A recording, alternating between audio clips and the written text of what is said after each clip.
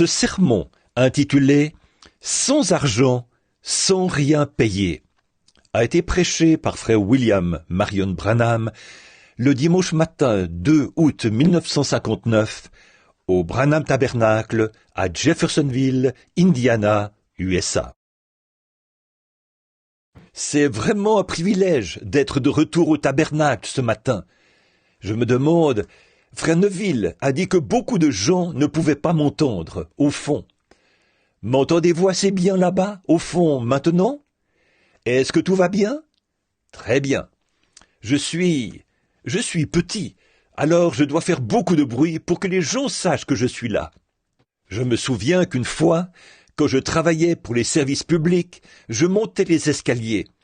Je portais d'énormes souliers à clous pour faire les tournées d'inspection des lignes de haute tension. Et je montais les escaliers. Madame Ehalt, qui est une amie, était la téléphoniste. Je suis certain que Monsieur Guinter, là-bas, pourrait la reconnaître assez facilement. Donc, Edith a dit « Billy, tu fais vraiment beaucoup de bruit. Pourtant, tu es le plus petit bout d'homme que j'ai jamais vu. » Je montais les escaliers et ces gros clous martelaient le sol. J'ai dit « Eh bien, Edith, comme je suis si petit, je dois faire beaucoup de bruit pour que tout le monde sache que je suis là. » Bon, je suis entré pour téléphoner il y a un instant. Frère Neville m'avait fait savoir que notre bon ami, frère Roy Robertson, est absent de la réunion ce matin parce qu'il est malade. Il a une dent incluse. Cela a causé une infection et lui a donné de la fièvre. Je crois qu'il compte la faire arracher dès que possible. Roy est comme un père pour nous ici, et nous l'aimons. J'ai dit, frère Roy, je vais entrer là dans quelques minutes pour la réunion. J'ai dit, je vais demander que nous nous joignions tous en prière pour toi à l'église ce matin. Et aussi demain, quand il ira pour qu'on s'occupe de cela. Cette dent-là a poussé de travers ou quelque chose du genre, et elle s'est mal positionnée. Alors, on doit couper cette dent et l'extraire. Comme vous le savez tous, frère Roy est un vétéran de la Deuxième Guerre mondiale, qui avait été mis en pièces par un obus. N'eût été la bonté de Dieu, il n'aurait même pas survécu. On l'avait laissé pour mort pendant longtemps. Il avait les bras sectionnés, ici, les jambes sectionnées, et les 2 nerfs principaux étaient morts. Le médecin avait déclaré que, s'il s'en sortait, il ne remarcherait plus jamais. Par la grâce de Dieu, il travaille chaque jour, il grimpe et tout.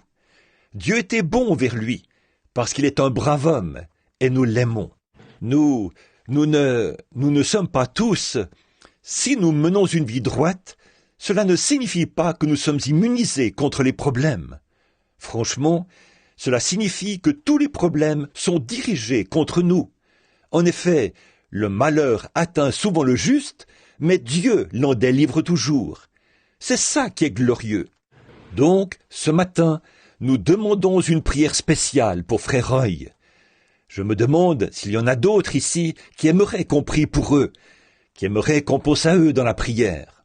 Si oui, veuillez lever la main. Très bien, c'est très bien. Levons-nous un instant, s'il vous plaît, pendant que nous prions. Seigneur, nous venons aujourd'hui en ce début du sabbat, et le soleil commence sa course maintenant pour parcourir la terre, afin d'apporter la lumière et la vie aux choses auxquelles il était destiné à le faire. Et en ce début de réunion, nous sommes une partie de ton Église qui a été appelée à tenir des services de guérison pour la guérison physique du corps. Ce, afin d'accomplir la volonté et les désirs de notre Seigneur béni, lui qui était blessé pour nos transgressions et par les meurtrissures duquel nous avons été guéris.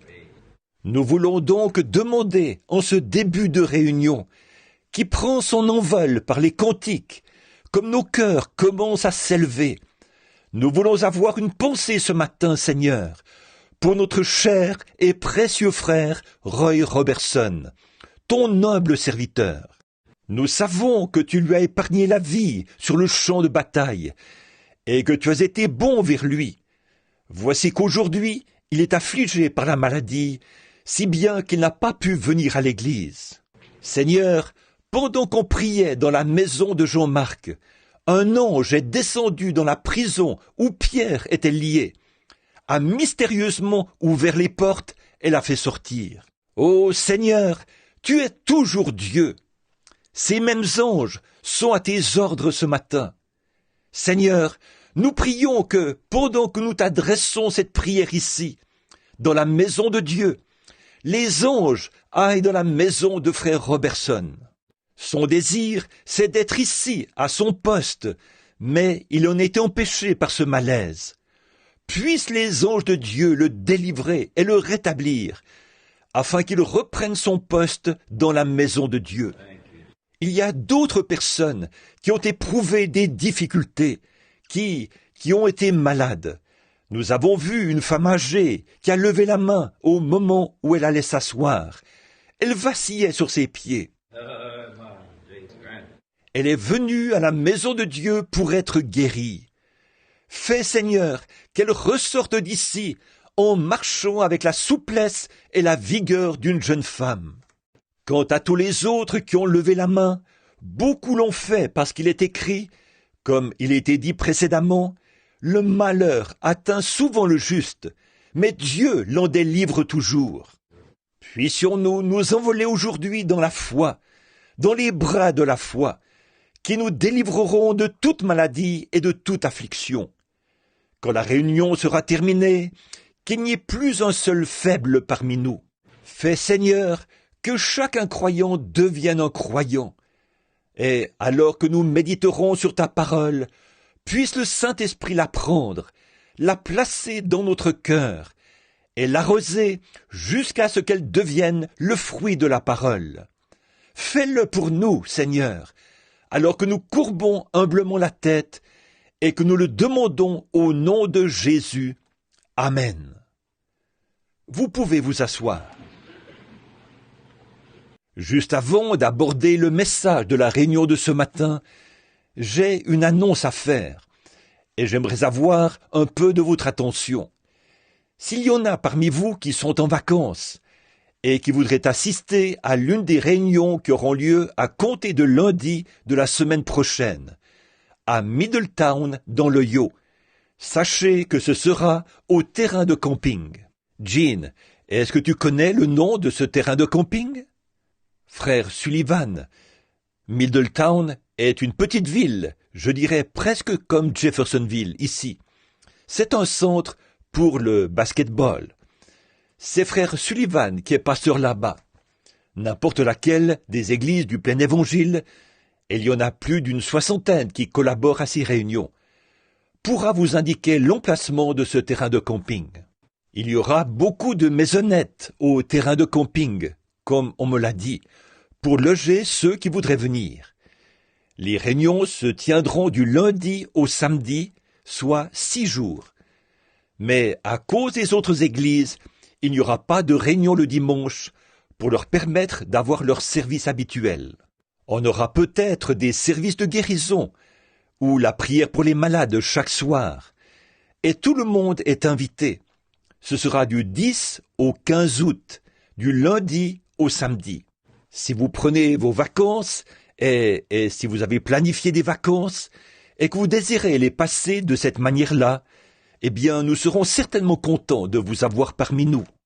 J'aimerais aussi encourager tous ceux qui n'ont pas été baptisés du baptême chrétien à rester ce matin et à y réfléchir, et à être prêts pour le service de baptême qui, je pense, suivra d'environ 45 minutes. Ce sera ici, à l'église. Nous sommes très portés à encourager les gens à se faire baptiser du baptême chrétien, sachant que c'est essentiel pour le salut. En effet, c'est notre Seigneur qui l'a écrit. C'était sa dernière commission à l'Église. Ou, quand il donnait la dernière commission à l'Église, il a dit « Allez par tout le monde et prêchez l'Évangile à toute la création. Celui qui croira et qui sera baptisé sera sauvé. » Donc nous savons qu'il est essentiel que nous soyons baptisés par immersion, et nous serons heureux de vous rendre ce service, À vous qui êtes convaincus dans votre cœur que Jésus-Christ est le Fils de Dieu, qu'il est mort pour sauver des pécheurs, et que vous étiez l'un de ceux pour qui il est mort. Alors vous désirez venir vous faire baptiser au nom de Jésus-Christ pour la rémission de vos péchés, déclarant ainsi au monde que vous croyez que vos péchés ont été remis, que vous êtes désormais disciples du Seigneur Jésus, et que vous avez pris position. Si vous n'avez pas d'église où aller, nous serons contents que vous veniez communier avec nous.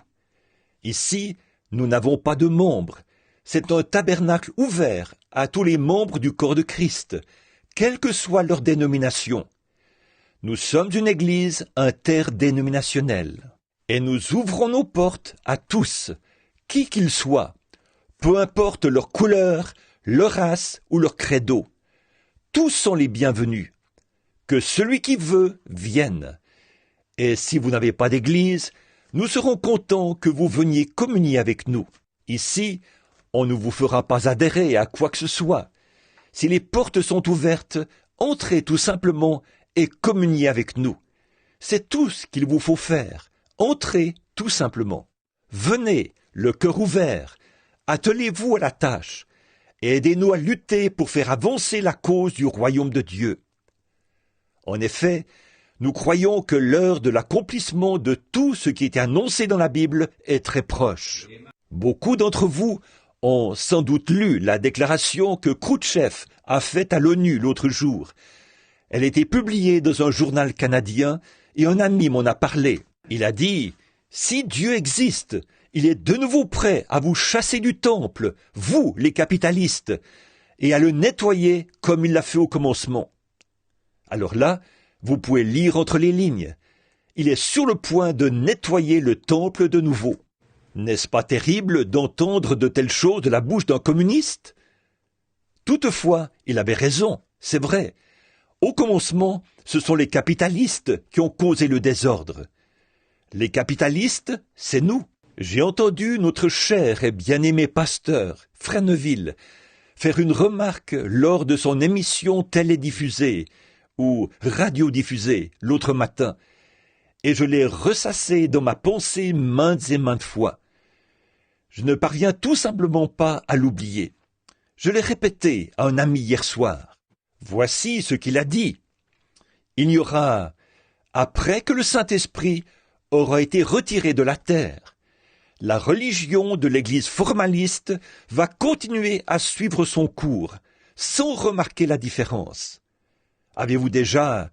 Combien ont entendu cela? N'était-ce pas saisissant? Ils ne connaissent pas le Saint-Esprit, alors ils ne se rendront pas compte de son absence, et ils continueront à mener leurs activités comme d'habitude. Quand le dernier élu aura été scellé dans le corps de Christ, ils continueront à essayer de lui amener de nouveaux convertis, parce qu'ils ne le connaissent pas. Et leurs religions formalistes continueront sans changement. Maintenant, il se peut que cette déclaration ne vous touche pas aussi profondément que moi, mais c'était une déclaration vraiment saisissante. En effet, ils seront tellement plongés dans leurs rituels religieux qu'ils ne remarqueront pas l'absence du Saint-Esprit, parce qu'au départ, ils ne le connaissent pas. Que Dieu ait pitié de nous. Frères, mon désir dans cette vie, c'est de vivre de telle sorte que, s'il est même le moindrement attristé, je puisse le savoir dans mon cœur. Ou s'il m'arrivait de faire quelque chose qui l'attriste, que je le ressente sur le champ. À plus forte raison son absence. S'il n'est pas ici, moi non plus, je ne veux pas être ici. Je veux être parti à ce moment-là. Oui, monsieur, car il n'y aura plus de sang sur le trône de miséricorde. Il y aura des ténèbres, de la fumée et de l'obscurité. Dans le sanctuaire, il ne se trouvera pas d'avocat pour plaider notre cause à ce moment-là. Savez-vous que l'Écriture le dit? Le sanctuaire était rempli de fumée. Il n'y avait plus de sang sur le trône de miséricorde. À ce moment-là, c'est le jugement. Si le Seigneur nous accorde quelques soirées de réveil à un moment donné, au début de l'automne, j'ai résolu de prendre le livre de l'Apocalypse et d'en faire l'étude, de parcourir tout le livre de l'Apocalypse du début à la fin. Bon, je sais que beaucoup sont venus ici aujourd'hui pour qu'on prie pour eux. Et mon bureau était fermé aujourd'hui, ou plutôt cette semaine.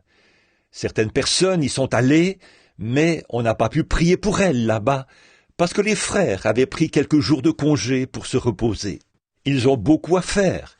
En plus de leur propre travail, ils doivent s'occuper du tabernacle, de mes appels téléphoniques et tout. Avec tout ça, on a vite les nerfs à fleur de peau. Donc, c'est pour cette raison-là. Et c'est mon cas. Je sais que, de temps en temps, je dois partir quelque part, faire autre chose. Et je sais que pour eux, c'est pareil. Alors, ils m'ont téléphoné. J'ai dit, il n'y a aucun problème, je pense. Nous allons donc prier pour les malades dans quelques instants. Je me suis dit que nous lirions quelque chose dans la parole de Dieu. Si vous avez vos Bibles maintenant, prenons le livre d'Ésaïe. J'aime bien vous voir sortir votre Bible et lire. Je lis, même si on ne lit qu'une ou deux paroles. C'est néanmoins la parole éternelle et immortelle de Dieu. Elle ne passera jamais. Ésaïe, chapitre 55. Thème, le salut éternel. Vous tous qui avez soif, venez aux eaux, même celui qui n'a pas d'argent. Venez, achetez et mangez. Venez acheter du vin, du lait, sans argent, sans rien payer. Pourquoi pesez-vous de l'argent pour ce qui ne nourrit pas? Pourquoi travaillez-vous pour ce qui ne rassasie pas? Écoutez-moi donc, et vous mangerez ce qui est bon, et votre âme se délectera de mets succulents. Prêtez l'oreille, et venez à moi. Écoutez, et votre âme vivra. Je traiterai avec vous une alliance éternelle, pour rendre durable mes faveurs envers David. Je voudrais vous parler pendant quelques instants sur le sujet « Sans argent, sans rien payer ». De nos jours, il y a beaucoup de divertissements. Il y a tant de choses qui attirent les gens vers ce que nous appelons les plaisirs. Il y en a pour tout le monde, pour tous les âges. Il y a des choses qui séduisent les jeunes, les danses modernes, des soirées de rock'n'roll et toute la musique qui va avec. Tout ça est très séduisant et c'est fait pour divertir. Peu importe dans quel foyer exemplaire un enfant a été élevé et combien on lui a appris à faire ce qui est bien. Si cet enfant n'a pas accepté l'expérience de la nouvelle naissance, la musique de rock'n'roll captive son attention dès qu'il l'entend, parce qu'il y a en lui, de naissance, par nature, un esprit charnel. Et la puissance du diable est tellement grande, aujourd'hui, qu'elle captive l'esprit de ce petit. Alors, à combien plus forte raison aura-t-elle cet effet sur les plus âgés, qui ont rejeté la nouvelle naissance? Puisqu'il faut nécessairement que votre vie ait été changée, que vous soyez convertis et nés de nouveau dans le royaume de Dieu. Vous aurez toujours la nature des choses du monde, peu importe combien vous êtes religieux, à moins qu'en vous, il y ait eu ce changement. Vous aurez beau adorer et être religieux, cela exercera toujours un pouvoir d'attraction sur vous, parce que ce vieil homme du péché et ses désirs ne sont pas encore morts en vous. Mais dès que vous laissez Christ monter sur le trône de votre cœur, ces choses-là ne dérangent plus. C'est tellement plus grand. Je suis incapable de nommer cet homme, parce que son nom m'échappe pour l'instant, mais beaucoup d'entre vous se souviendront de lui. Il se raconte qu'il y avait une île où les hommes se tenaient en embuscade, et les femmes sortaient en chantant.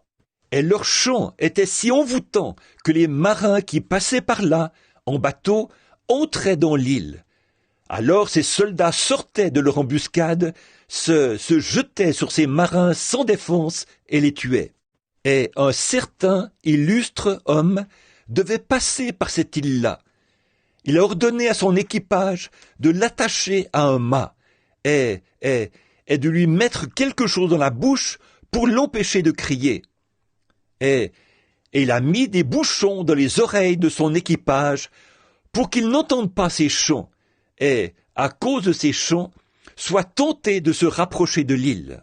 Alors les femmes sont sorties, elles dansaient et s'écriaient et chantaient. Et oh, c'était si merveilleux qu'il s'était corché les poignets en criant à son équipage « Accostez! Accostez !» Mais il leur était impossible de l'entendre. Ils avaient les oreilles bouchées.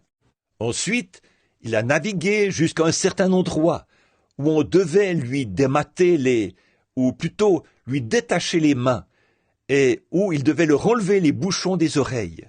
Là-bas, en se promenant dans les rues, il a entendu un musicien jouer quelque chose qui était bien plus excellent que ce qu'il avait entendu précédemment, à tel point que, lorsqu'ils sont passés de nouveau près de l'île, on lui a dit « Oh, illustre navigateur, veux-tu qu'on t'attache de nouveau au mât ?» Il a répondu « Non, laissez-moi libre. J'ai entendu quelque chose qui était tellement merveilleux que ces chants-ci n'auront plus jamais d'effet sur moi. » Il en est de même pour les chrétiens nés de nouveau. Ils ont trouvé quelque chose qui est bien plus merveilleux que le rock'n'roll et les divertissements de ce monde. C'est le Saint-Esprit qui les divertit. C'est bien plus merveilleux que tout cela, au point que, pour eux, le monde est mort. Mais quand on va à ces piètres divertissements, il ne faut pas oublier d'apporter beaucoup d'argent. Un jeune homme qui amène sa petite amie à ses fêtes, à ses soirées dansantes et tout, va dépenser une très grande partie de son revenu de la semaine. Et les plus vieux qui essaient de trouver du plaisir en allant dans des tavernes pour noyer les soucis de la semaine dans la boisson, doivent débourser de fortes sommes d'argent. Et qu'est-ce qu'ils en tirent? Ils n'en tirent rien d'autre que du chagrin. Et souvenez-vous qu'un jour, vous aurez à rendre des comptes à Dieu pour cela. Le salaire du péché, c'est la mort. Vous n'obtenez rien sur cette terre avec une telle conduite. Ce n'est qu'un mirage trompeur. Boire ne fera qu'augmenter votre chagrin. Le péché ne fera qu'ajouter la mort à la mort. Votre chèque final sera votre séparation éternelle d'avec Dieu, dans l'étang de feu. Et vous ne pouvez que perdre et non gagner quoi que ce soit. Et voici que Dieu vient et pose la question. Pourquoi dépensez-vous votre argent pour ce qui ne rassasie pas? Pourquoi le faites-vous? Qu'est-ce qui pousse les hommes à agir de la sorte? Ils dépensent tout leur avoir, tout ce qu'ils gagnent, pour acheter à boire, pour habiller une certaine femme avec qui ils fricotent, ou pour quelque plaisir pervers mondain. Mais dans la Bible, on nous invite et on nous dit de venir à Dieu pour acheter la joie éternelle et la vie éternelle sans argent, sans rien payer. Ces choses-là ne peuvent pas rassasier, et leur fin, c'est la mort éternelle. En plus, vous devez dépenser tout l'argent que vous pouvez amasser, si vous voulez être le gros bonnet, ou l'hôte de la soirée, ou le parrain du spectacle, ou tout ce que vous pourriez être, ou la fille populaire, ou quoi que ce soit d'autre. Faire ces choses vous coûte tout l'argent que vous pouvez accumuler. Porter des vêtements de la toute dernière mode et faire ces choses que le monde fait, tout ça pour récolter un chèque de condamnation éternelle. Alors Dieu dit, « Pourquoi? Qu'allons-nous faire au jour du jugement? Quand on nous demandera pourquoi nous avons agi de la sorte, quelle sera notre réponse? Quelle sera la réponse pour cette Amérique moderne qui se dit une nation chrétienne? Et au cours d'une année, on dépense plus d'argent pour le whisky que pour la nourriture. Pourquoi dépenser son argent pour ce genre de choses? Pourtant, le gouvernement pourrait vous jeter en prison pour avoir envoyé 5 dollars d'impôts, peut-être à une institution qui n'était pas dûment autorisée à recueillir ces impôts, afin d'envoyer des missionnaires outre-mer. Un jour, on nous demandera « Pourquoi as-tu agi de la sorte ?»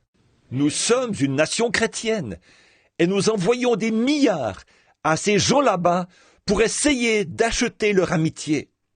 Et voilà qu'ils sont en train de rejeter cela. Ce n'est pas étonnant que Khrouchtchev ait dit « Si Dieu existe, il nettoiera son palais de nouveau ». De telles déclarations venant des païens devraient nous couvrir de honte. Que c'est ridicule! Et nous nous disons chrétiens.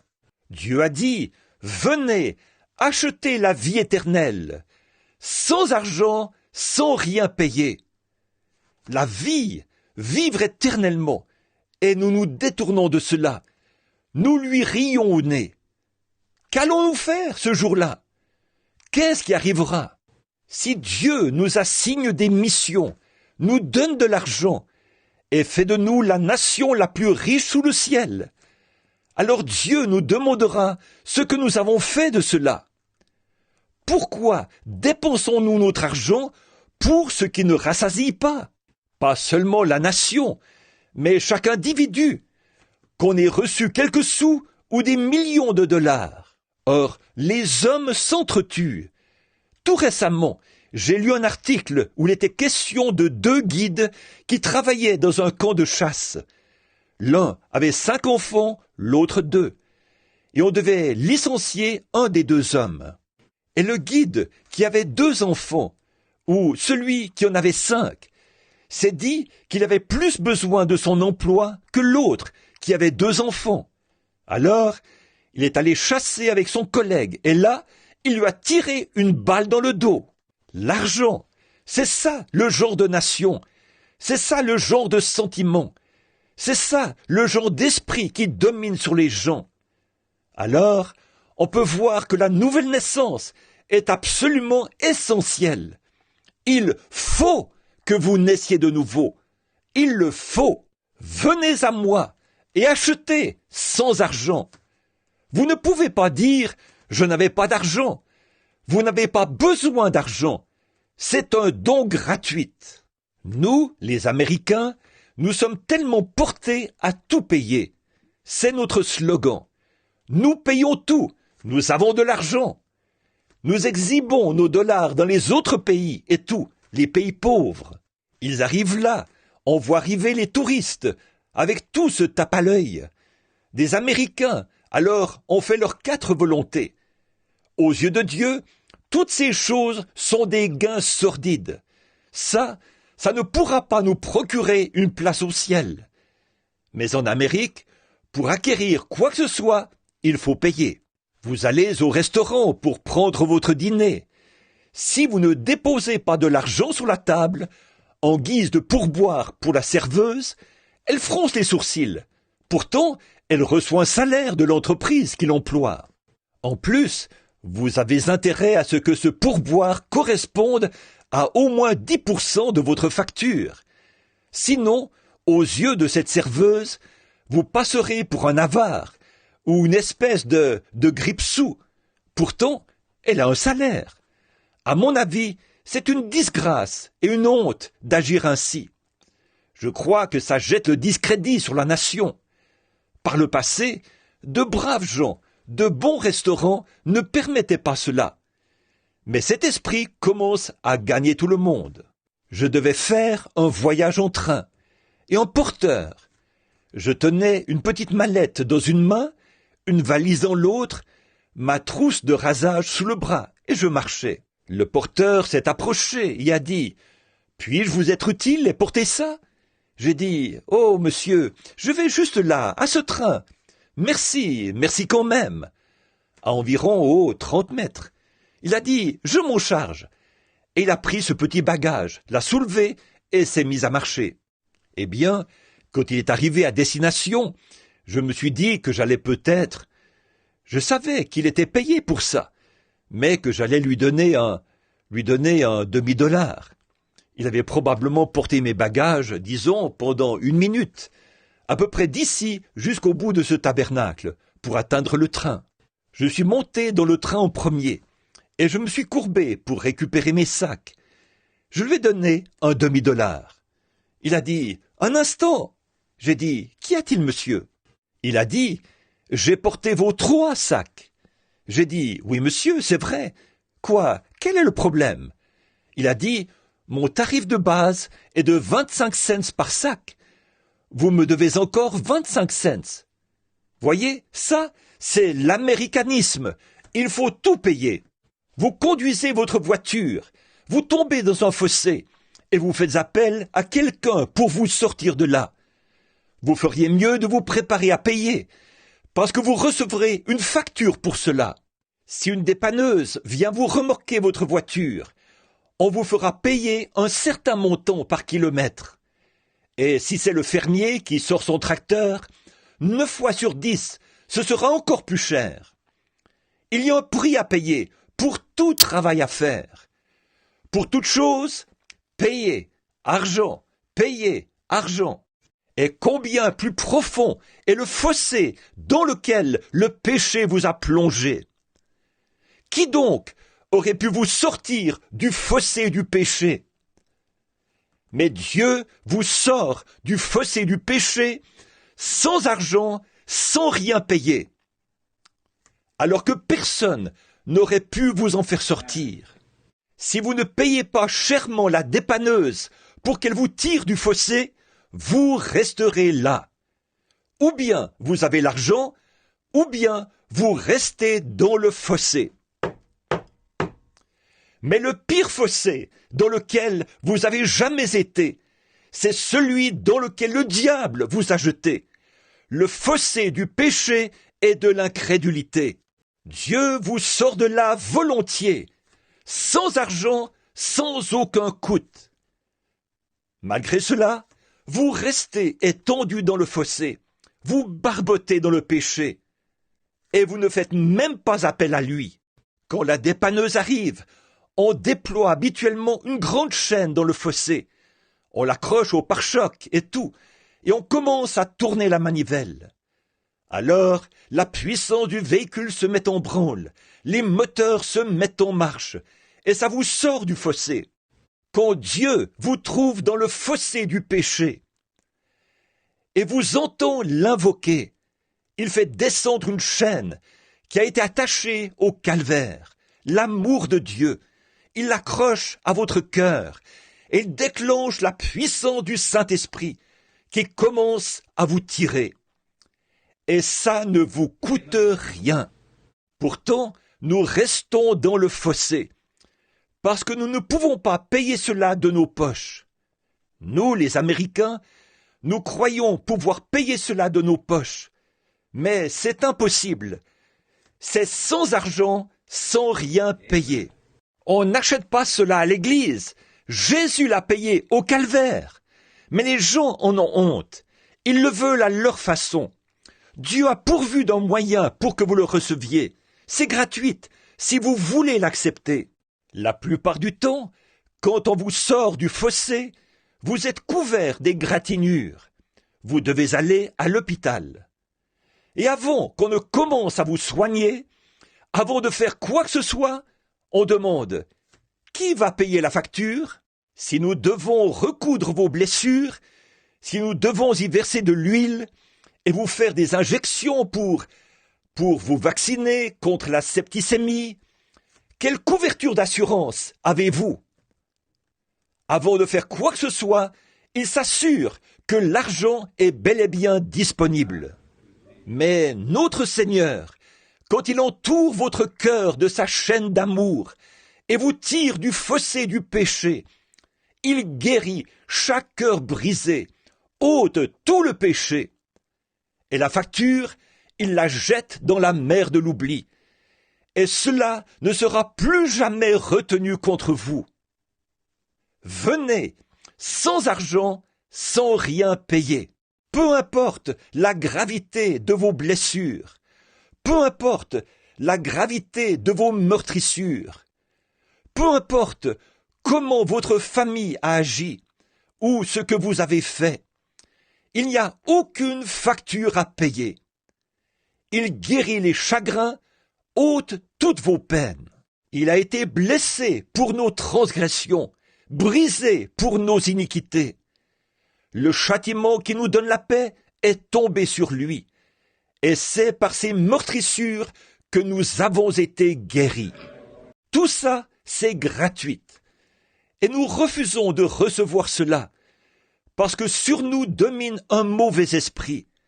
Sur nous domine l'esprit d'une nation, l'esprit du monde, au lieu que ce soit l'esprit de Dieu, le Saint-Esprit, qui domine sur nous, lui qui nous conduit et nous guide dans toute la vérité, et qui confirme la Bible.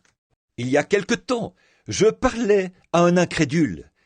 Il a dit, « Pensez-y, monsieur Branham, face à toutes les misères de cette vie, tout ce que nous avons, tout ce qui nous dit que nous sommes sauvés, ce sont de vieux écrits juifs. Oh, j'ai dit, monsieur, c'est peut-être tout ce que vous avez, mais moi, j'ai plus que ça. J'ai l'esprit de celui qui a écrit cela, qui le confirme et qui accomplit chaque promesse. » Il ne savait plus quoi dire.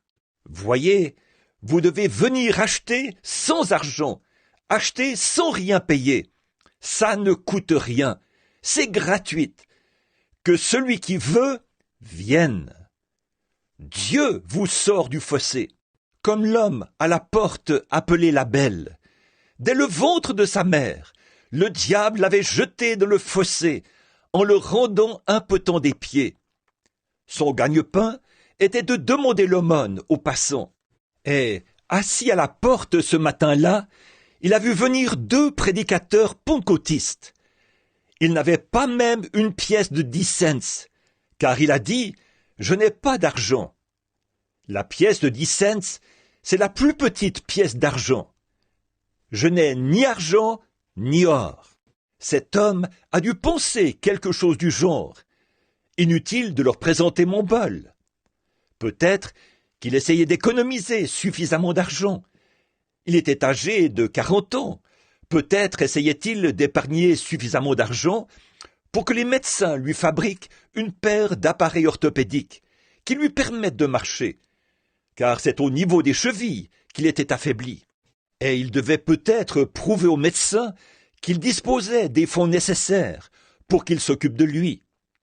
Certainement, il était inutile qu'il présente son bol à ces prédicateurs pentecôtistes aux poches vides.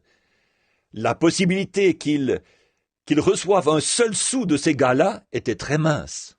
Mais quand il a fixé les yeux sur leur visage, l'un d'eux, jeune, le teint rayonnant de jeunesse, l'autre, âgé et ridé, alors que Pierre et Jean montaient vers la porte, il a remarqué quelque chose dans le jeune homme.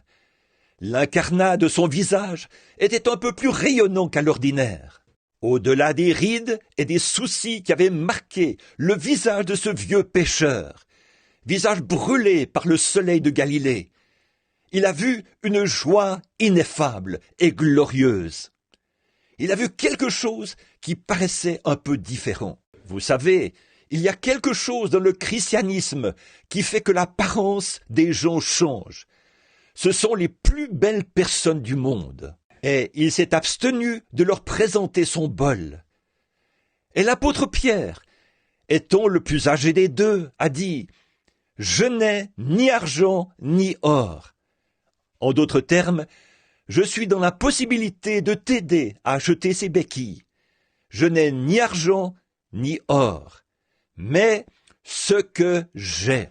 Il était allé acheter chez celui qui possède le miel et les joies que procure le vin du salut. Ça faisait tout juste 2 ou 3 jours qu'il était sorti de la Pentecôte, où quelque chose s'était produit. Et le jeune homme a renchéri par un très grand « Amen » et a fixé les yeux sur son visage. Qu'est-ce qui s'était passé? Cette chaîne de sympathie, la compassion de celui qui avait dit « J'étais ému de compassion pour les malades ». Ce même esprit s'était installé dans le cœur du vieux pêcheur. Il a dit, « De l'argent, je n'en ai pas, mais j'ai une chose qui vaut cela 1 million de fois. Ce que j'ai. » Rappelez-vous, Pierre était juif, et il est naturel pour un juif d'aimer l'argent. Mais ce juif-ci avait été converti.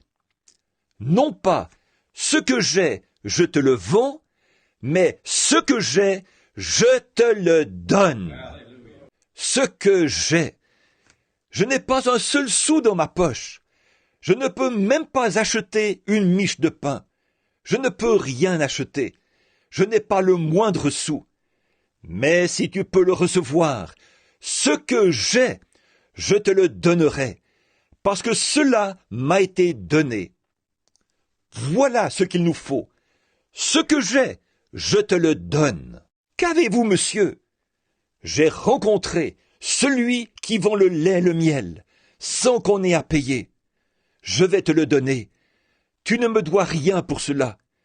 Si tu peux le recevoir, je vais te le donner. Pas comme des gens qui font payer, mais comme ceux qui donnent. En effet, comme vous avez reçu gratuitement, donnez gratuitement. C'était la commission qu'il avait reçue de son Seigneur, juste 3 jours auparavant. Allez par tout le monde et prêchez l'Évangile.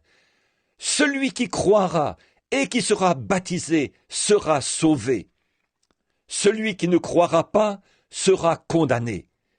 Voici les signes qui accompagneront ceux qui auront cru. En mon nom, ils chasseront les démons. Ils parleront de nouvelles langues. S'ils boivent quelque breuvage mortel, il ne leur fera point de mal.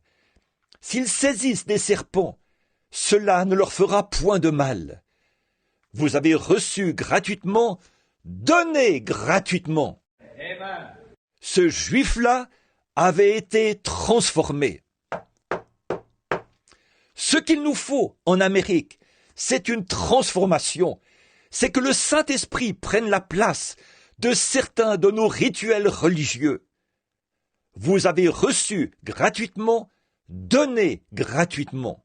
Ce que j'ai, je te le donne. Au nom de Jésus-Christ de Nazareth, lève-toi et marche. La foi en ce nom pur du Créateur. Ce n'est pas étonnant qu'il se soit mis à sauter, à bondir et à louer Dieu. Oh, vous savez, ce qui rend ça glorieux. Peut-être que ça faisait 40 ans qu'il s'asseyait là, essayant de gagner suffisamment d'argent pour s'acheter des béquilles. Mais il n'y parvenait pas. Mais là, dans le lieu le plus inattendu, au moment le plus inattendu, il a reçu des gens les plus inattendus, les plus banals, ceux qu'il désirait. Je suis vraiment content que Dieu procède ainsi. Un soir, au milieu d'un groupe de gens qu'on traitait de fanatiques, j'ai trouvé ce que je désirais. Quelque chose que l'argent ne pouvait pas acheter. Au milieu d'un groupe d'illettrés, de personnes sans instruction et pauvrement vêtues, des Noirs, au départ, là, sur le sol d'un vieux bar reconverti, j'ai trouvé un prix, une perle. Quand ce vieil homme de couleur m'a regardé droit dans les yeux et qu'il a dit « Avez-vous reçu le Saint-Esprit depuis que vous avez cru ?» Oh, c'était ce que je désirais. Je ne m'attendais pas à le trouver au milieu de ces gens-là, mais il possédait ce dont j'avais besoin. Aujourd'hui, l'ONU n'accepterait pas ce que nous avons, mais c'est ce qu'il lui faut. Khrouchtchev et tous les autres ont besoin de Christ par le baptême du Saint-Esprit. Ça changera leur tempérament. Ça fera que les hommes qu'ils ont en aversion deviennent des frères. Ça ôtera la cupidité, la méchanceté et les querelles. Et ça les remplacera par l'amour, la joie, la paix, la bonté et la miséricorde. Oui, c'est parfois dans des lieux inattendus qu'on trouve ce qu'on cherche. qu'auraient donné les enfants d'Israël. Ils avaient tout le butin de l'Égypte. Quand leurs lèvres saignaient et que leur langue pendait hors de leur bouche, ils auraient donné tout l'or dont ils avaient dépouillé les Égyptiens en échange d'une bonne gorgée d'eau fraîche. Dans le désert, leurs conducteurs les avaient conduits d'oasis en oasis. Des fosses aux sources, tout était à sec. Et là, c'est arrivé, sans argent, sans rien payer. La voix a parlé au prophète et a dit « Parle au rocher ». La chose la plus sèche du désert. Une chose qui n'a absolument rien à voir avec l'eau. Là, leur soif a été étanchée, sans argent, sans rien payer. Parle au rocher. Non pas paye le rocher, mais parle au rocher. Il est encore le rocher ce soir. Il est un rocher dans une terre altérée. Si vous cheminez dans une terre altérée, parlez au rocher. Nul besoin de le payer. Parlez-lui. Et il est un secours qui ne manque jamais au temps de la détresse. Si vous êtes malade, parlez au rocher. Si vous êtes malade à cause du péché, parlez au rocher. Si vous êtes abattu, parlez au rocher. Voyez, on se serait attendu à la trouver. S'il n'y avait pas une goutte d'eau là-bas, dans ces petits endroits où se trouvaient des sources, on se serait attendu à ce qu'il n'y ait pas d'eau là-haut, sur cette montagne, près du rocher. Dieu fait les choses à l'opposé de ce que pense l'homme. Le rocher, c'est la chose la plus sèche du désert. Mais il a dit « Parle au rocher ». Aujourd'hui, les gens sont si séduits. Ils pensent qu'il suffit d'aller réciter des prières, de payer un prêtre pour qu'il dise quelques prières pour eux. Acheter tout à prix d'argent. Si on projette de bâtir une grande église quelque part, un certain homme riche financera les travaux, continuera à vivre dans la convoitise, demandera à un autre de prier pour lui, en pensant que c'est suffisant. Dieu ne veut pas de votre argent souillé. Tout ce qu'il veut, c'est que votre dévouement et votre vie lui parlent. Dieu vous a donné de l'argent. Ne le dépensez pas pour des choses qui ne rassasient pas. Dépensez-le pour des choses qui rassasient. Mais pour ce qui est de la véritable satisfaction, vous ne pouvez pas l'avoir tant que vous n'avez pas parlé au rocher. Il a fait couler l'eau qui donne la vie, sans argent, sans rien payer. Ils se sont abreuvés, ont abreuvé leurs chameaux et leurs enfants. Et cette source d'eau coule encore dans le désert. Et aujourd'hui, dans cette terre altérée, il demeure le rocher pour un peuple qui périt. Quiconque croit en lui ne périra point, mais il aura la vie éternelle. Remarquez, chaque soir, ils n'avaient pas à se demander s'ils auraient du pain. Du pain frais leur était apporté chaque soir. Aujourd'hui, nous allons acheter du pain. Si vous êtes un mendiant et que vous allez au magasin et dites « J'aimerais avoir une miche de pain », on vous dira « Montrez-moi d'abord vos 25 cents. Vous devez me donner 25 cents pour cette miche de pain. Et quand vous recevez ce pain, qu'est-ce que vous avez là ?» Ici, on dévie un peu, mais bon, ce que vous avez là, c'est le moindre des nutriments que contient le blé. On en extrait toute la vitamine, tout le son pour nourrir les cochons. On mélange de la pâte pour fixer le son, on tamise cela et on fabrique du pain. Et très souvent, c'est avec des mains sales, souillées. Voyez ce que vous trouvez parfois dans votre pain. Des mèches de cheveux, des choses impures, des bouts d'emballage, et tout ce qui tombe dans ces boulangeries. Ce sont des pêcheurs qui ont des maladies vénériennes et tout, qui brassent tout ça. Si vous voyez comment on les fabrique, vous n'en mangeriez même pas. Et pourtant, vous devez payer 25 cents, sinon on ne vous le donne pas. Chaque soir, Dieu leur donnait à manger du pain, fabriqué par les mains des anges, sans argent, sans rien payer.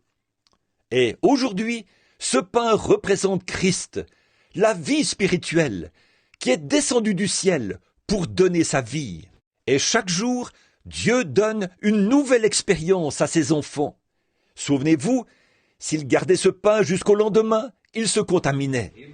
On entend des gens qui disent « Eh bien, je vais te dire, je suis luthérien, je suis presbytérien, baptiste, je suis pentecôtiste. » Ça, c'est juste une vieille miche de pain faite de main d'homme. C'est tout ce que c'est.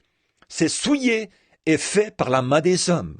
Mais quand vous entendez un témoignage d'une expérience toute fraîche, ce matin, en prière, le Saint-Esprit a baptisé mon âme de nouveau. Oh, frère, ça, c'est de la nourriture d'ange.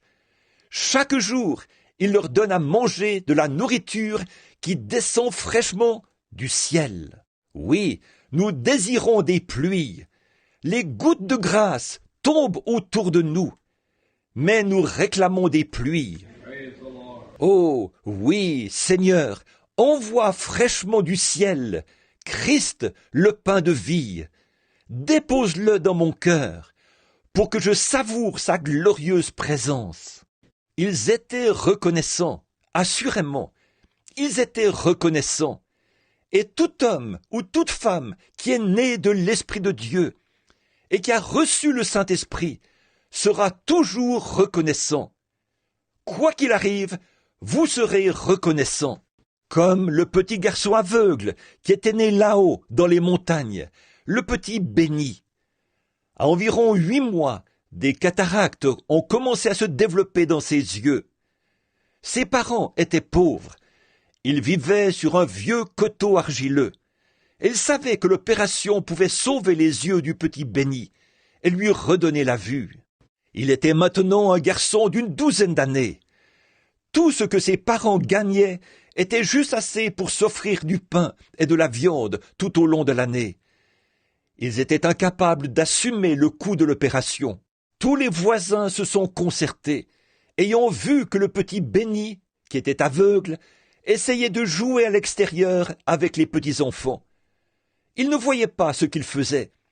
Ils l'ont pris en pitié. Et cette année-là, chacun d'eux a mis de côté un petit supplément de récolte.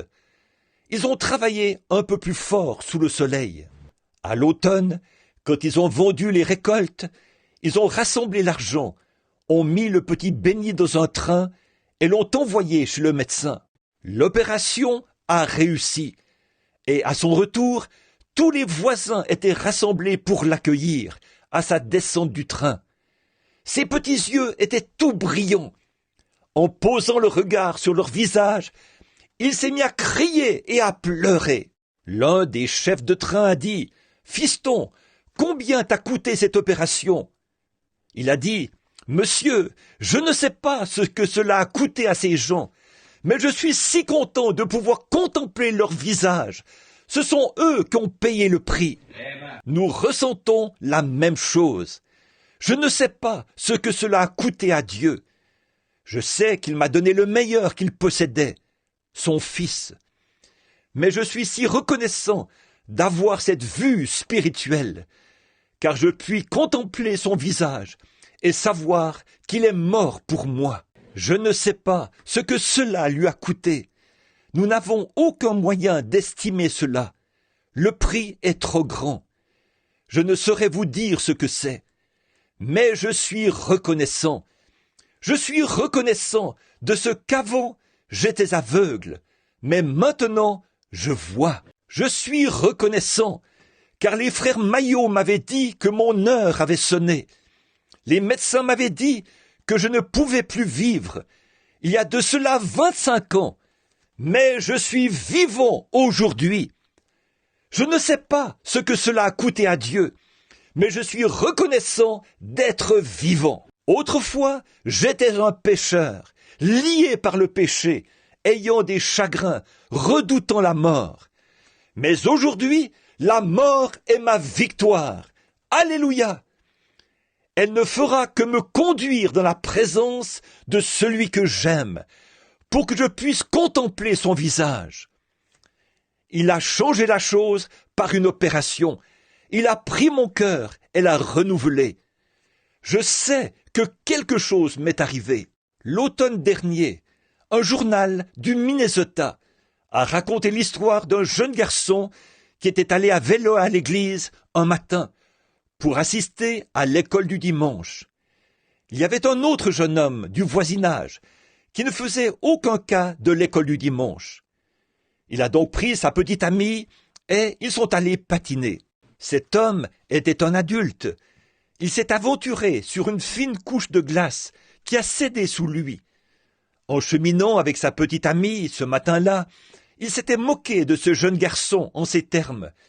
C'est un groupe de fanatiques qui fréquentent cette église-là. Et quand il est tombé sous la glace, sa petite amie était à une certaine distance de lui. Elle était légère, elle s'en était tirée. Mais quand il est remonté et a placé ses bras sur la glace, il était paralysé et il se cramponnait à la glace. Sa petite amie a essayé de lui tendre la main, mais elle était trop lourde. La glace se brisait autour d'elle. Il lui a crié « Recule, recule ! Tu vas certainement tomber dans l'eau et nous allons nous noyer tous les deux. » Il criait, pleurait, mais rien ne pouvait le secourir. Après un moment, du sommet de la colline descendait un petit vélo que pédalait un jeune garçon, sa Bible sous le bras. Il a entendu les cris et a redoublé de vitesse. Il a posé sa Bible et a couru vers la glace. Il a rampé sur son petit ventre avec ses beaux vêtements jusqu'à ce qu'il ait pu saisir les bras de cet homme. Et là, il s'est mis à le tirer à reculons jusqu'à ce qu'il ait réussi à le retirer de la glace. Il a ensuite couru faire signe à une voiture de s'arrêter. Ils ont fait venir une ambulance pour le transporter à l'hôpital. Après avoir payé le service des ambulances et honoré la facture des médecins pour les injections qu'il avait reçues contre la pneumonie et pour tous les autres soins, il est allé rencontrer le jeune garçon. Il a dit « Fiston, qu'est-ce que je te dois ?» Il a dit « Rien ». Il a dit « Je te dois ma vie ». Réfléchissez à ça. L'argent ne pouvait pas acheter cela. C'était sa vie. Nous devrions ressentir la même chose envers Dieu. Non pas chercher à obtenir quelque chose à prix d'argent, mais nous devons notre vie à Dieu, car nous étions mourants. Nous nous enfoncions dans le fossé du péché. Dieu m'a entouré de ses bras et m'a revêtu de sa robe. Naufragé de l'océan, du péché le plus noir, enfoncé profondément, je coulais sans espoir. Mais le grand maître des flots, en entendant mon cri, vint et me mit aussitôt en sûr abri. Alléluia. Je lui dois ma vie, vous lui devez votre vie, vous lui devez votre vie pour le servir, pas pour la donner, déambuler partout en vantant votre église dénominationnelle, pas pour aller çà et là en critiquant les autres, mais pour essayer de servir et de sauver les autres, les amener à la connaissance du Seigneur Jésus-Christ. Le Fils prodigue. Pour conclure, j'aimerais dire ceci. Après qu'il avait dissipé tous ses biens, les biens de son père, en vivant dans la débauche, alors, au moment de retourner à la maison, couché dans une porcherie, il est revenu à lui-même. Il s'est dit, combien d'ouvriers chez mon père sont dans l'abondance, et moi ici, je meurs de faim. Qu'est-ce qui se serait passé s'il s'était dit, je me demande, est-ce que j'ai l'argent qu'il faut pour rembourser à papa ce que j'ai dépensé en vivant dans le désordre? Mais il connaissait la nature de son père. Alors il s'est dit, je me lèverai et j'irai vers mon père. Son père n'a jamais dit, un instant mon fils, est-ce que tu me rapportes mon argent? Non, il ne lui a jamais fait payer ses péchés. Il était heureux de son retour. Il était heureux qu'il soit revenu à lui-même, parce que c'était son fils, c'était son propre enfant. Il était heureux qu'il ait pris le chemin du retour vers la maison. Bien sûr, Il n'approuvait pas son péché, mais il était heureux qu'il soit revenu à lui-même et qu'il ait dit « J'ai péché contre mon Dieu et contre mon Père. Je me lèverai et j'irai vers lui. » Et quand il l'a vu, là-bas au loin, il a couru vers lui et l'a embrassé. Et il a dit « Tuez le veau gras, sans argent. Apportez la plus belle robe, sans argent. Apportez l'anneau, sans argent. Mettez-lui l'anneau au doigt. Mangeons, buvons et réjouissons-nous. Car mon fils que voici était perdu, et il est retrouvé. Il était mort, et il est revenu à la vie. Réjouissons-nous de cela. Mes amis, permettez-moi de dire ceci pour terminer. La seule chose qui rassasie, les seules choses qui sont véritables, les seules choses qui sont bonnes, sont des choses qui ne s'achètent pas à prix d'argent.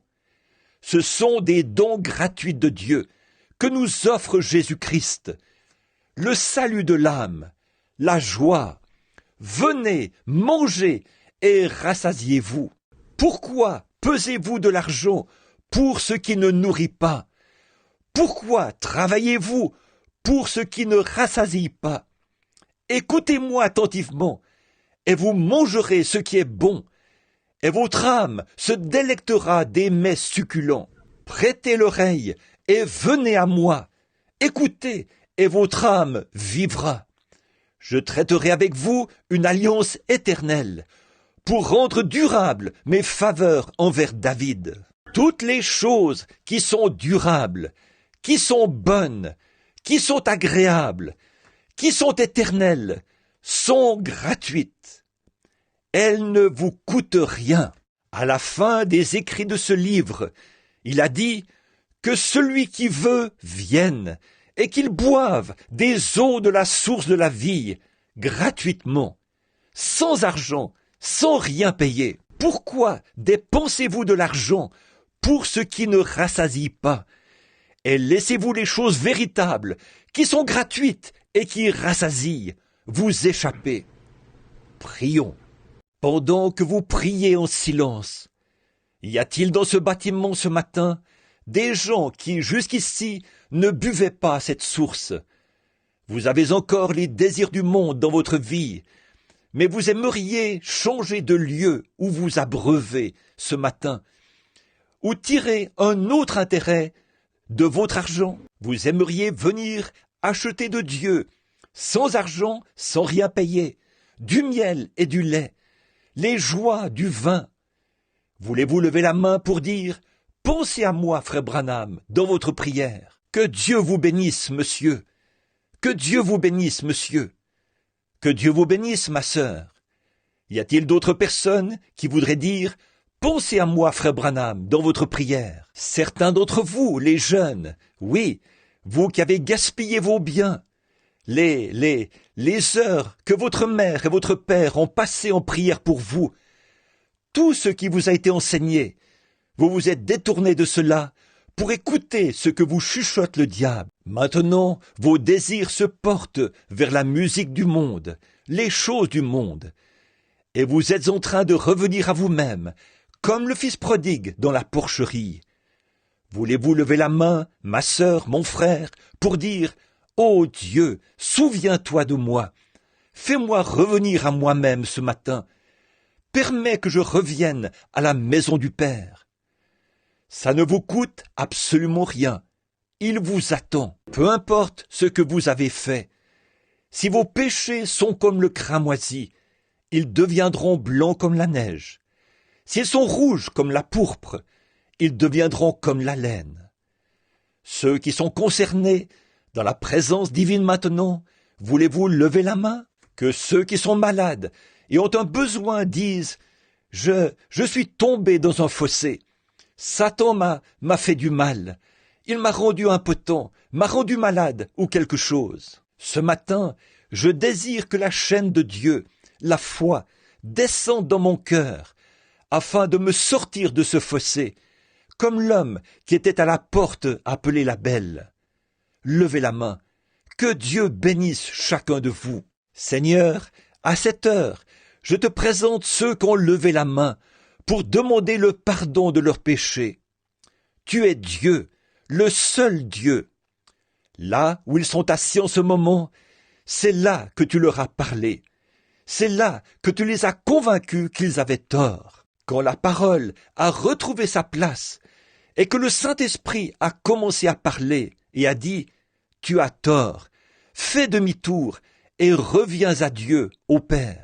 Ils ont alors levé la main pour montrer qu'ils veulent quitter cette porcherie terrestre, pour venir à la maison du Père, là où c'est l'abondance, là où ils n'auront rien à apporter. Comme le poète l'a si bien dit, « Je n'ai rien à t'apporter, mais à ta croix je veux rester. » Puissent-ils venir avec douceur, avec humilité, et, convaincus de leur culpabilité, t'abandonner leur vie. Alors tu apporteras la plus belle robe, et leur mettras un anneau au doigt, et tu leur donneras à manger la manne de l'agneau immolé. Accorde-le, Seigneur. Il y en a qui sont malades et affligés. Ils ont un besoin. Sans doute que Satan les a jetés, eux aussi, dans un fossé. Ils n'ont pas l'argent qu'il faut pour subir une opération. Sans doute que pour bon nombre d'entre eux, une opération n'est peut-être même pas possible. Peut-être que le médecin ne réussirait pas à extirper le mal, même si on lui donnait de fortes sommes d'argent. Mais tu es Dieu. Alors, je prie qu'à cette heure même, sous l'onction du Saint-Esprit, qui est présent en ce moment, tu guérisses chacun d'eux, qu'ils soient entièrement guéris de la tête aux pieds. S'ils n'ont pas la joie, s'ils ne peuvent plus se réjouir de leur salut, comme David l'a dit autrefois, rends-moi la joie de mon salut. Qu'ils reçoivent la joie et le bonheur, là où ils avaient la tristesse et la lassitude, car tu es un rocher dans une terre altérée. Tu es un refuge à l'heure de la tempête. Quand le diable projette sur eux chaque maladie et chaque missile, tu es un refuge à l'heure de la tempête. Ô Dieu, qu'il en soit ainsi aujourd'hui, car nous le demandons au nom de Jésus. Amen. Softly and tenderly, Doucement, tendrement, Jésus appelle. calling for you, Nous appelle, for vous et moi. though we have sinned, Notre He péché, hath mercy par sa grâce, and il pardonne. Pardon for you Nous pardonne, for vous et moi. come home. Venez. Maintenant, si vous désirez venir vous agenouiller devant l'autel pour que nous puissions prier avec vous, vous oindre, faire tout ce que nous pouvons, vous êtes les bienvenus. Weary, come home. Chargés, venez à moi. Listening tenderly, Doucement, Jesus tendrement, is Jésus appelle. Calling, oh, Venez, sinner, come. oh, venez à moi. L'aimez-vous? Teddy, s'il te plaît, donne-nous la note. Je l'aime, parce qu'il m'a aimé le premier. Peux-tu nous jouer cela? Chantons cela pour sa gloire, un petit instant, avant que nous passions à la prochaine phase du service. Ceci, c'est l'adoration. Le message a été proclamé. Je suis très content que vous l'ayez reçu. Ma prière, c'est que ce message vous soit bénéfique, car le transmettre m'a été bénéfique. L'inspiration qui m'a été donnée pour vous l'apporter et avec laquelle il est envoyé. Ma prière, c'est que vous l'ayez reçu avec cette même inspiration. Que le Seigneur bénisse cela dans votre cœur. All right. Très Je l'aime. Maintenant, fermez les yeux pendant que nous chantons. Levons les mains. Je l'aime.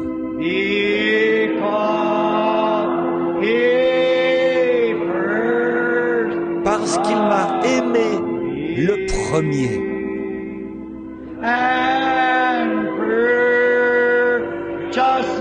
Et a acquis mon salut sur le bois du calvaire. Courbons la tête à présent, fredonnons-le. L'aimez-vous? N'est-il pas réel dans votre cœur? Il y a quelque chose en lui qui est vraiment réel, n'est-ce pas? Je l'aime, parce qu'il m'a aimé le premier, là-bas, au calvaire. Il a lancé le câble de sauvetage, et il l'a accroché à mon cœur. N'oubliez pas, frère Drummond va prêcher pour nous ce soir. C'est le soir de la communion. Si vous aimez le Seigneur, venez prendre la communion avec nous. Si le Seigneur le veut, je serai ici avec vous. C'est le gendre de frère Tony Zabel, le fils de frère Tom d'Afrique, un garçon formidable, un bon chrétien, bien affermi, un bon petit prédicateur.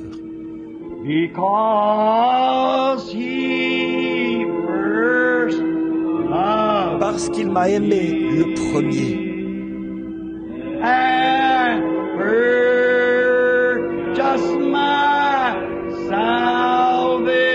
Et a acquis mon salut sur le bois du calvaire. Maintenant, pendant que nous avons la tête inclinée, que le piano continue à jouer. Seigneur Jésus, nous nous préparons à commencer un autre service, Seigneur. Nous te remercions pour le Saint-Esprit qui a parlé à nos cœurs. Nous sommes heureux, Seigneur, que tu aies fait cela pour nous. Et puisse ta parole ne pas retourner à toi sans effet, mais qu'elle accomplisse son but. Puisse-t-elle demeurer dans nos cœurs à tous, afin que nous reconnaissions que toutes les choses véritables, les choses durables, viennent de Dieu, sans argent, sans rien payer. Alors, pourquoi aurions-nous à lutter pour des choses, en faire une question de vie ou de mort, alors que ces choses périront? Donne-nous de lutter plus, Seigneur, pour des choses qui ne périront pas, pour des choses qui n'ont pas de prix. Le prix a été payé gratuitement, et une invitation nous a été adressée. Que celui qui veut vienne. Bénis la suite de ce service, accorde-le Seigneur, et viens nous rencontrer ce soir. Bénis le service de baptême, qu'il y ait une grande effusion. Ces gens qui se feront baptiser au nom de ton Fils bien-aimé, le Seigneur Jésus, puissent-ils être remplis du Saint-Esprit. Ces gens qui ont levé la main pour indiquer qu'ils se repentaient de leurs péchés ce matin, puissent-ils venir, mettre des vêtements de baptême et descendre dans le baptistère, pour démontrer au monde que leurs péchés leur ont été pardonnés. Et ils se font baptiser pour la rémission de ceux-ci, pour qu'ils soient effacés du livre. Accorde-le Seigneur. Sois avec frère Drummond ce soir, alors qu'il nous apportera son message tout frais du trône, oins-le du Saint-Esprit, et sois avec nous pendant que nous prendrons la communion. Que nos cœurs soient nettoyés et purs, qu'il n'y ait aucune souillure en nous, que le sang de Jésus nous purifie de tout péché. Accorde le Seigneur, garde la maladie loin de nous, et donne-nous la joie et la paix. Nous le demandons par Jésus-Christ. Amen. Je l'aime. L'aimez-vous? Maintenant, levez les mains vers lui. Je l'aime. Pas. Maintenant, tendez le bras et serrez la main à quelqu'un près de vous. Premier, si je mourais aujourd'hui, je l'aime. Et c'est ça, tendez le bras et serrez la main à ceux qui sont autour de vous. Salut sur le calvaire. Très bien. Je remets la parole à Frère Neville. Très bien. Eh bien,